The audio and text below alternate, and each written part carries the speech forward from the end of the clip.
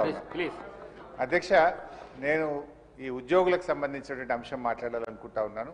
ఎందుకంటే ప్రభుత్వ ఉద్యోగులు అనేవాళ్ళు ప్రభుత్వానికి రథచక్రాలు లాంటి వాళ్ళు సంతోషంగా ఉంటేనే అభివృద్ధి కార్యక్రమాలు, సంక్షేమ కార్యక్రమాలన్నీ కూడా ప్రజలకు సజావుగా చేరేటువంటి అవకాశం ఉంటుంది.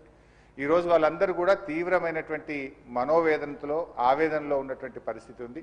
ముఖ్యంగా దేశంలో ఎక్కడ లేని విధంగా ఈరోజు రాష్ట్ర ప్రభుత్వ ఉద్యోగులకు 6 డిఏలు పెండింగ్లో ఉన్నటువంటి పరిస్థితి. అదేవిధంగా పీఆర్సీ అధ్యక్ష, ఈ ప్రభుత్వం వచ్చి 2 సంవత్సరాలైనా ఇంతవరకు పీఆర్సీ ఇయ్యలేదు. ఉద్యోగులందరూ కూడా కోరుతా ఉన్నారు వెంటనే పీఆర్సీ విడుదల చేయాలని. గతంలో కేసీఆర్ గారు 43-39% పీఆర్సీని మా ప్రభుత్వం ఇచ్చింది అధ్యక్ష. అదేవిధంగా ఉద్యోగులకు ఎంప్లాయీస్ హెల్త్ ఇన్సూరెన్స్ స్కీమ్ ఆ రోజు మేము జీవో కూడా ఇచ్చాం.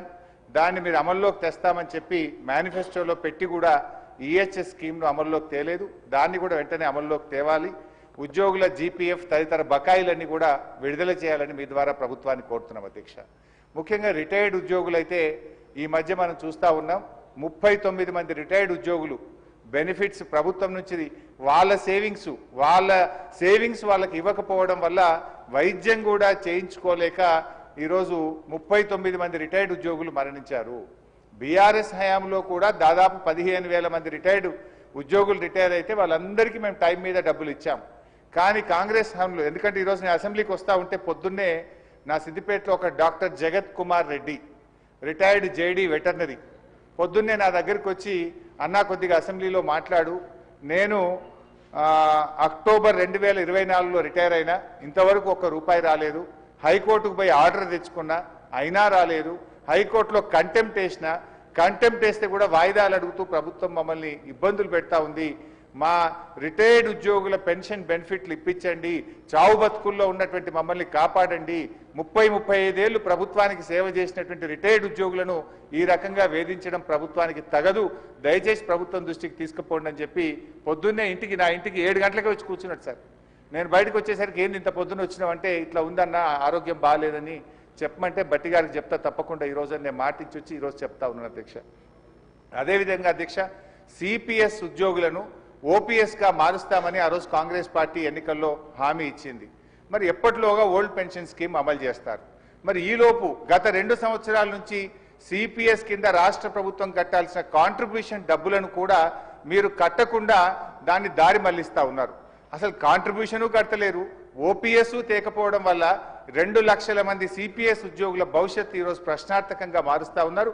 దయచేసి సిపిఎస్ కాంట్రిబ్యూషన్ కట్టండి, ఓపీఎస్ విధానాన్ని ఇచ్చిన మాటకు కట్టుబడి తక్షణమే అమల్లోకి తేవాలని చెప్పి మీ ద్వారా కోరుతున్నాం అధ్యక్ష. అదేవిధంగా పోలీస్ డిపార్ట్మెంట్లో కూడా అధ్యక్ష సరెండర్ లీవులు 5 సరెండర్ లీవులు పెండింగ్లో ఉన్నాయి. టీఏలు రావట్లేదు, డిఏలు రావట్లేదు, స్టేషన్ అలవెన్స్ రావట్లేదు. మొన్న ఒక జూబ్లీ హిల్స్ ఎలక్షన్ ఉంటే యూసఫ్ గూడ బటాలియన్ మాత్రం సరెండర్ లీవులు టీఏలు ఇచ్చిండ్రు.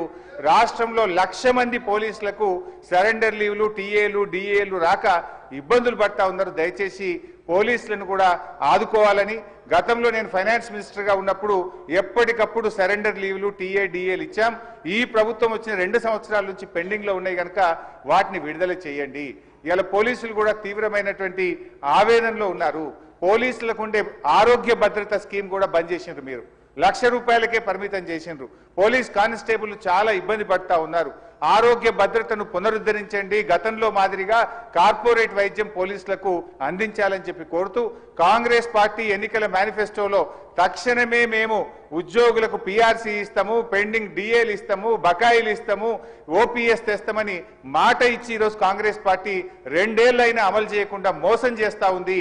జరిగిన అన్యాయం ఇప్పటికే చాలా జరిగింది. తక్షణమే ఇప్పటికైనా ఉద్యోగులకు, రిటైర్డ్ ఉద్యోగులకు, పోలీసులకు ఇచ్చిన హామీకి కట్టుబడి మేలు చేయండి అని చెప్పి మీ ద్వారా ఆర్థిక మంత్రి డిప్యూటీ సీఎం గారిని నేను కోరుతా ఉన్నా అధ్యక్ష. అధ్యక్ష, గౌరవ సీనియర్ శాసనసభ్యులు హరీష్ రావు గారు ప్రస్తావన చేసిన అంశాలన్నిటిని కూడా నోట్ చేసుకున్నాం అధ్యక్ష. కానీ సభ దృష్టికి కొన్ని విషయాలు ఈరోజు హరీష్ రావు గారు వారి పార్టీకి సంబంధించి ఉద్యోగస్తుల గురించి, వారి సంక్షేమం గురించి మాట్లాడుతున్నారంటే ఏ విధంగా ఉందంటే దయ్యాలు వేదాలు వలికినట్టు ఉంది అధ్యక్ష. ఉద్యోగస్తులకి ప్రతి నెల వారి జీతభత్యాలకు సంబంధించి 20 తారీఖు వరకు జీతాలు ఇయ్యలేని పరిస్థితుల్లో వారి ప్రభుత్వం నడిపారు. ఇప్పుడు వారి ఉద్యోగస్తుల గురించి మాట్లాడుతూ ఉన్నారు అధ్యక్ష. ఏదేమైనప్పటికీ ఉద్యోగస్తులకు సంబంధించిన సంక్షేమం, వారికి రావాల్సిన జీపీఎఫ్ కానీ, రిటైర్ అయిన పబ్లిక్ సర్వెంట్స్ సంబంధించిన అంశం విషయంలో ఒక సిస్టమ్ని ఏర్పాటు చేసుకొని వారికి ఏ విధమైన ఇబ్బంది రాకుండా అన్ని విధమైన చర్యలు తీసుకుంటామని గౌరవ సభ్యులకు తెలియజేస్తా ఉన్నారు. శ్రీ మాజిద్ హుస్సేన్.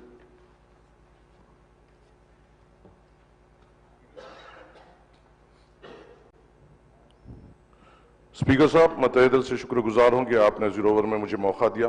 मैं आपके जरिए से हुकूमत के सामने ये बताना चाहता हूं साहब कि नामपल्ली हलके में मेजर गवर्नमेंट हॉस्पिटल से जो रियासत तेलंगाना के सबसे बड़े हॉस्पिटल है, एक है एमएनजे कैंसर हॉस्पिटल, दूसरा है नीलोफर चिल्ड्रंस हॉस्पिटल, तीसरा है सरोजनी देवी हॉस्पिटल और एक सबसे बेहतर परफॉर्मिंग नामपल्ली वार्ड हॉस्पिटल है साहब, जिसके ऊपर हुकूमत की नजर होना सख्त जरूरी है। नामपल्ली एरिया हॉस्पिटल में करीबन 500 से ज्यादा आउट पेशेंट्स हर रोज आते हैं और उसका आउट पेशेंट वार्ड तकरीबन पूरा कंजस्टेड हो चुका है और वहां पे जो गरीब आता है उनके लिए कई दुश्वारियां वहां पे हो रही है। और खास तौर से वहां पे जो डॉक्टर्स के पोस्ट है, चाहे वो नामपल्ली एरिया हॉस्पिटल रही है या नीलोफर रही है या सरोजनी और एमएनजे, कई डॉक्टर्स के पोस्ट वेकेंट है और जो प्रेजेंट डॉक्टर्स हैं उनके ऊपर बहुत ज्यादा प्रेशर बढ़ गया है इतने ज्यादा नंबर्स को कैटर करने के लिए। मेरी आपसे दरख्वास्त है साहब कि ये ऐसे हॉस्पिटल्स है जो तेलंगाना के ज्यादातर गरीबों के जो मेजर बीमारियां हैं और जो बच्चों का इलाज है यहाँ पे हो रहा है और हमें उन डॉक्टर्स का प्रेशर कम करना है और वहां के गरीबों के साथ ठहरना है। मेरी आपसे अदबन गुजारिश ये है साहब कि इंचार्ज मिनिस्टर साहब के साथ, हेल्थ मिनिस्टर साहब के साथ एक फौरी एक रिव्यू मीटिंग इन हॉस्पिटल्स के लिए रखी जाए। वहां पर साहब एक आईसीयू भी होना बेइंतहा जरूरी है नामपल्ली एरिया हॉस्पिटल में। अगर कोई सीरियस कोई पेशेंट या खवातीन वहां पे आ रहे हैं तो उनको फौरी तौर पर उस हालत में वहां से उस्मानिया भेजा जा रहा है जो उन गरीब औरतों के लिए बड़ी दुश्वारी हो रही है और आप और हम यहाँ पे इसलिए है कि इनको सहूलत दे सके।